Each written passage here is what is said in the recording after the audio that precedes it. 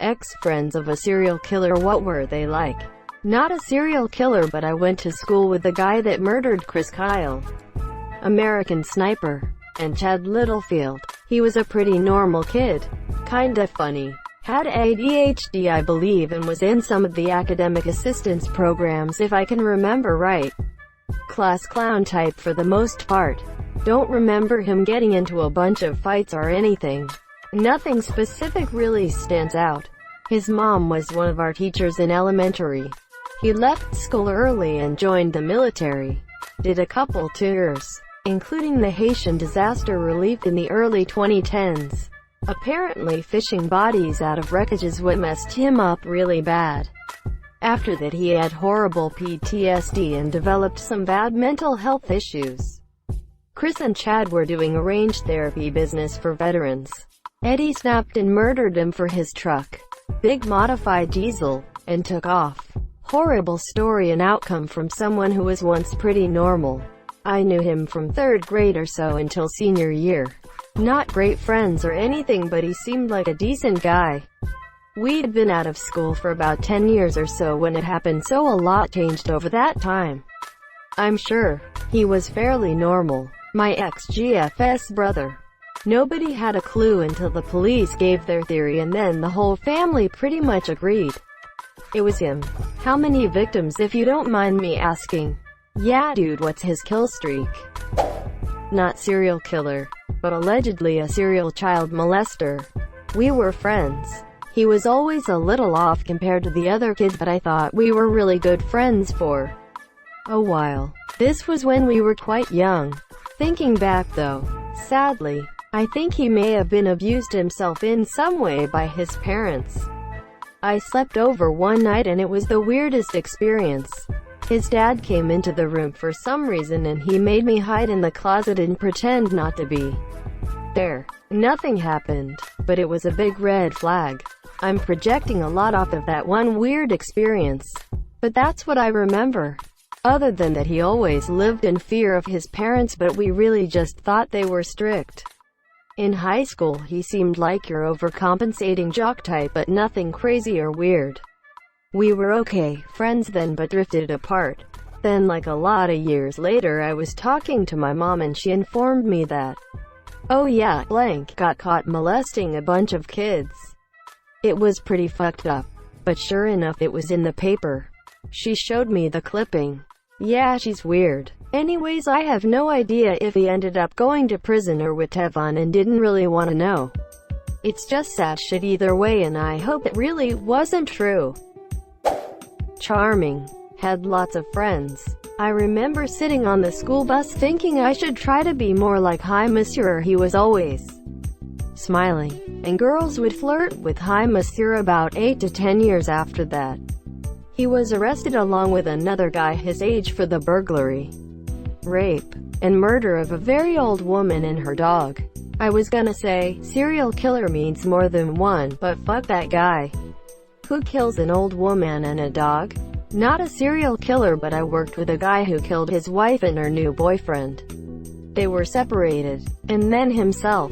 He broke into his wife's apartment.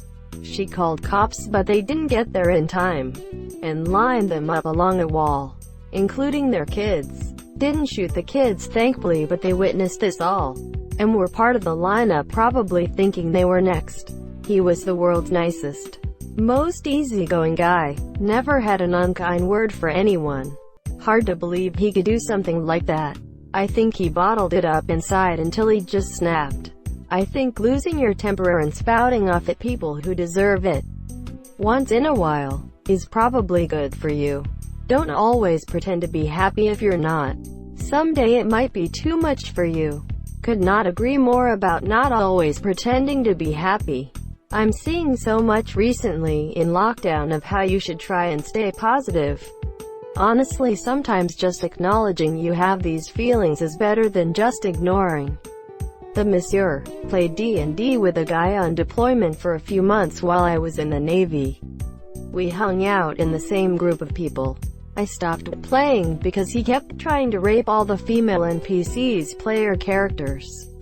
When we got back from deployment, the FBI and NCIS were pierside waiting for Hi Monsieur Himan. Some other guys had raped and killed a woman whose husband was on deployment. Also had some friends who tied up an old man who they suspected of molesting one's younger brother. When we were teenagers, they tortured him for hours, then killed him and tried to burn the body. 2 got life. The other turned evidence and only served a few years. Had another guy, the first was pretty good friends with, get arrested by ATF for trying to blow up the car of our local ADA. He bought fake C4 from an undercover agent. They swarmed him while he was pushing the switch. As I write this, I realize I've been close to some really messed up people. Maybe I'm the one who isn't right. Would you be able to put up your name and address so I can stay far away from you? Haha lol. Was roommates with one. He was a cool guy. Serial killer in the sense that he was born in crime and killed multiple people in his career. He went to multiple prisons in multiple countries. He made a 180 and bettered his life in the way that he sits at home, watches TV all day and enjoys cooking. I was in a dark place during that time, and him being able to better his life was a huge motivation to change my life for the better. Cool guy. Last I heard, he was still on the right path. I still will think about him sometimes. Only wish him the best. Obligatory. Not a serial killer. It was somewhat high profile in the US, so I don't want to go into too many details. Ex-friend helped to kill a teenage girl. Honestly, she was like any other person with seemingly normal mental health issues. I knew she had depression, but a lot of people do and don't kill people. She was a high achiever in school and her extracurriculars. She had loving parents and a fluffy dog. She was goofy and had a naivete about her. The freaky thing is that I sat next to her in psych class, learning about all these abnormal disorders, and I thought that I'd never meet anyone who had them. And it turned out she was a future murderer. She later got diagnosed with a number of psychological disorders. My guess is either Rachel Schoaf of Sheila Eddy. I read a lot about that case. I could be wrong though. I can PM you if you want. Sorry, I'm just paranoid my classmates will find me on Reddit. LMAO. Grew up around killers. LMAO. Not serial. They were just pretty normal guys driven to a life of crime by poverty. Truth is, no one thinks they are ever gonna do it when they join a gang. You just slowly get less sensitive to death, I guess, until you don't care anymore. I had an old roommate who was a serial killer. He could put away easily 2 or 3 boxes a week. The guy just liked his cereal. What do you mean, ex-friend? Yeah, like, am I allowed to share about my current serial killer friends? What gives? Yeah, seriously. Are we supposed to stop being friends just because they killed a few people? They didn't kill me. Must have been pretty good friends then. Good for you. Greater than, are we supposed to stop being friends just because they killed a few people? Yeah, seems kinda judgy. Well, we'd hope you're not still friends with a serial killer. I don't know anyone that actually hurt someone, but an ex of mine confided in me he had fantasies of being a serial killer and went into great detail about what he wanted to do. Classic torture in the basement type stuff. I don't know why I wasn't afraid of him at the time. It didn't really hit me, the weight of stuff he said, until after we broke up. I worked with a guy who killed his wife and drove her car through a few states with her body in the back. It was an SUV, and their youngest son in the front. I live in Texas. He got caught in Ohio after his wife was reported missing, and they tracked her car via the OnStar system. They found him at a woman's house he apparently met online. A fight ensued and he got arrested just before the police opened the trunk and found his wife. He and I were on a small team of 6 people training for the new job we got hired on it. So I'd think I knew him well enough. Used to eat lunch together sometimes, and I would joke with him about how much he worked out because the dude was just completely jacked. He talked about how he and his wife moved to our city from a number of hours away because she got some position she couldn't get where they lived. She was a specialized nurse of some kind. He talked about how much he loved her, and always showed pictures of their youngest child together. To me, he seemed like a good dad that wanted to give the world to his family. Then I guess they started fighting after a few months of being here. He would come in slightly late, stare at the wall with a deadpan expression, and wouldn't lighten up or talk to anybody until lunch. I took it as he just stopped being a morning person. But he talked to me and another teammate about the fights he had with his wife. Then the fights got worse. She kicked him out at one point and he was living out of his car, working out at the gym in our office at work and showering there as well.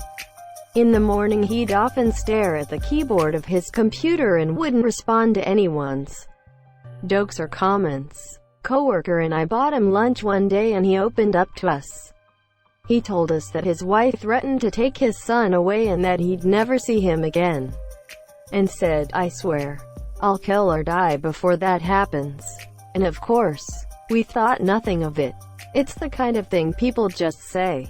You know? After this talk, we set up a group text where we'd share memes and bullshit videos.